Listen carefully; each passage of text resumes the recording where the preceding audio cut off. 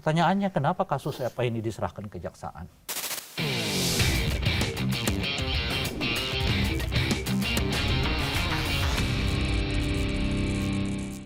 Assalamualaikum warahmatullahi wabarakatuh. Selamat berjumpa kembali Sobat iNews.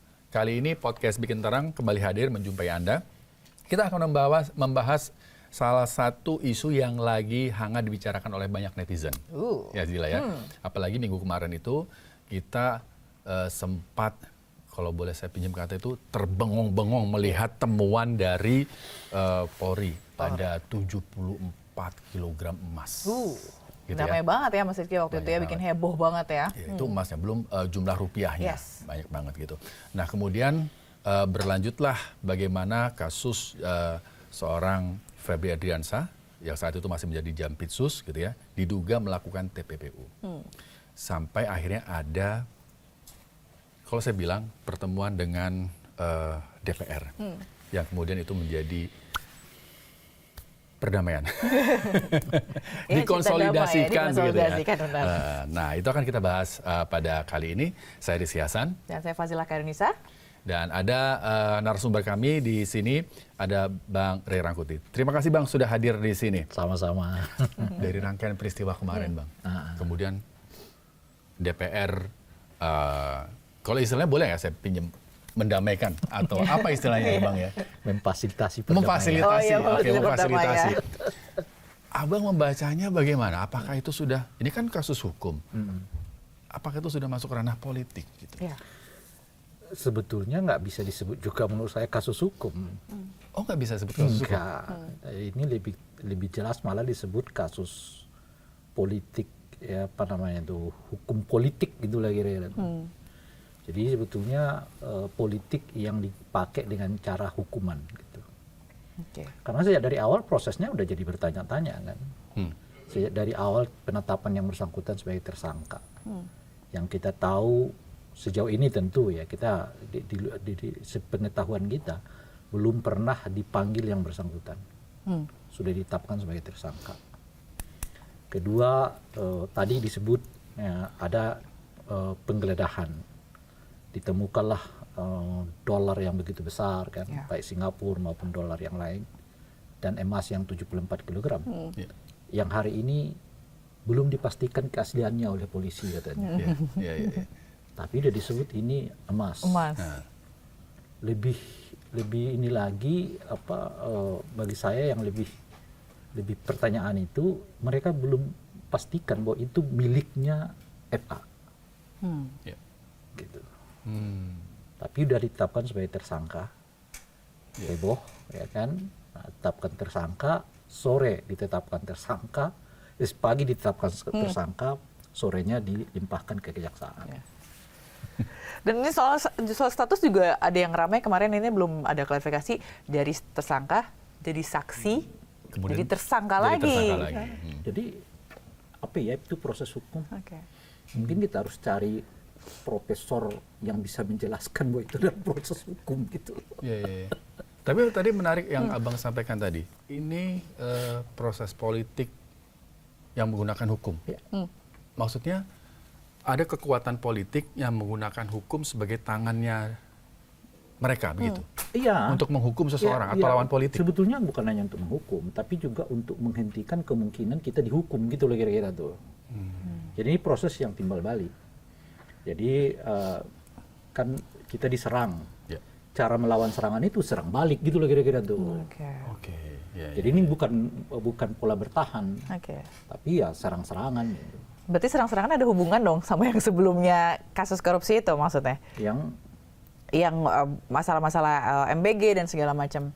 Iya. Kan kejadiannya itu kan setelah 3 orang itu ditetapkan sebagai tersangka kan oleh kejaksaan tuh. Salah satunya adalah anggota kepolisian kan. Nah di luar itu ada sipil, ada tentara itu. Nah setelah itu kejadianlah kasus itu. Tapi kalau khususnya ke FA, jauh sebelum itu sudah ada persoalan FA dengan polisi kan. Yang dulu FA merasa dikuntitin gitu ya, lalu presiden mengerahkan tentara untuk menjaga rumahnya dan sebagainya gitu. Jadi kalau perseteruan FA dengan polisinya sih sebetulnya udah agak lama ya kelihatan. yang mungkin memuncak yang kemarin itu dengan FA menetapkan salah satunya adalah anggota kepolisian gitu.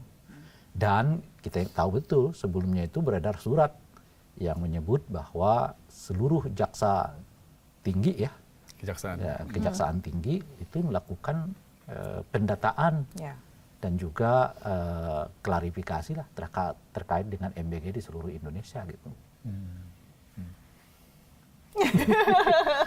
Nggak, menurut saya nggak perlu bikin terang lagi, memang terang benerang gitu.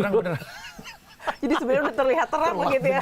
Dan setelah proses Nggak perlu kita buat bikin terang-terang itu. dan setelah terang proses itu benerang. kemudian di stop ya proses pendataan SPPG itu. Kan 2 hari setelah diserahkan berkas itu dengan saya keluarlah surat untuk menyatakan berhenti alasan karena sudah selesai. Ya. Jadi melibatkan FBI untuk memeriksa keaslian emas ini juga bagian dari gimmick atau gimana Bang menurut? Saya kira Abang? benar juga. Karena memang harus dipastikan dulu itu emas benaran atau emas-emasan. Kan memang harus begitu tuh. Ya. Ya, kan jangankan emas yang kayak begitu, ijazah aja bisa dipalsukan kan. Nah, Aduh. lagi berjalan nih sidangnya. Berjalan. Jadi datang nggak? Belum tahu ya. Belum tahu. Ijazah aja bisa dipalsukan ya. Iya. Sekolah aja bisa dipalsukan. Apalagi emas ya, apalagi emas-emasan emas ini. ya. Gitu. Nah, oleh itu kan jadi pertanyaan kita. Polisi belum yakin bahwa ini emas murni kan. Lalu kalau kita berangkat dari situ sebetulnya juga pertanyaannya itu dolar murni apa enggak? Jangan-jangan dolar-dolaran gitu loh ya kan. Iya. Kan harus diperiksa lagi kan. Nah, kalau mekanisme hukum yang benar, periksa dulu tuh. Lalu panggil orangnya, beri kesempatan. Karena manggil orangnya itu bukan soal logika hukum ya. Itu kewajiban hukum. Ya, untuk menanyakan, itu benar nggak duit kamu? Benar nggak emasnya kamu? Kalau dia bilang benar, nah tentu berlakulah penyelidikan berikutnya. Kalau dia nggak bilang bukan emas saya, seperti disebutkan oleh Jampitsus ya, saat itu masih statusnya Jampitsus kan, karena dia besoknya konferensi pers yang menyebut bahwa rumah itu ya rumah Jampitsus, tapi uang yang di dalamnya bukan milik dia kan kira-kira itu. Nah, Ada pemiliknya. Ada pemiliknya. Nah, sekarang harus ditanya pemiliknya siapa. Nah, kenapa tiba-tiba dia ditetapkan sebagai tersangka belum diklarifikasi itu semua? Sebab kalau dia bilang ada pemiliknya, boleh jadi benar ada pemiliknya. Jadi dia cuma menampung kan. Kalau dia menampung belum tentu kena TPPU loh. Kalau dia cuma nampung loh ya. Nah, tapi bahwa itu tindakan pidana iya gitu. Nah, berikutnya harus dikejar. Berarti siapa yang milik? Ya kan? Itu pertanyaan yang belum dijawab ya. Nah, itu dia ditanyain ya. Gitu. Nah, kalau benar yang disebut dengan penegakan hukum.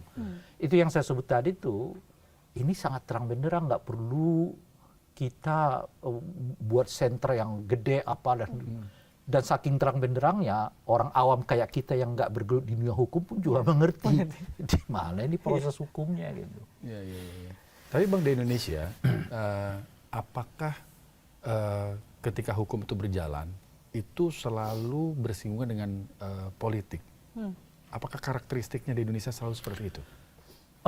Enggak semua sih, tapi semua. kalau berhubungannya elit-elit itu ada unsur begitu menurut saya. Kalau berhubungan dengan elit, Ya, tapi di luar bahwa faktanya ada kejahatan ya, gitu. Faktanya ada kejahatan. Sebabnya gini loh, pertanyaannya, mengapa apa namanya itu ya tim Kortas Tipikor ini lalu ke FA 2004 mereka dibentuk. Coba dicek ulang berapa kasus yang mereka bongkar. Kalaupun mungkin ada 1 atau 2. 2004 loh ya. 2024. Dia kan dibentuk oleh Pak Jokowi kan. Pasca seingat saya ya, kritik orang terhadap revisi Undang-Undang KPK, terjadi fit and proper test melalui tes wawasan kebangsaan macam-macam itu. Lalu muncul kritik yang luas kepada Pak Jokowi lah, karena di eranya dia KPK diperlemah gitu ya. Lalu dibentuklah oleh Polri Kortas Tipikor itu tadi ya. Nah, tapi sejak itu sampai sekarang apa yang mereka lakukan? Berapa duit negara yang mereka selamatkan? maksudnya belum banyak. Makanya kita cek aja di Google aja.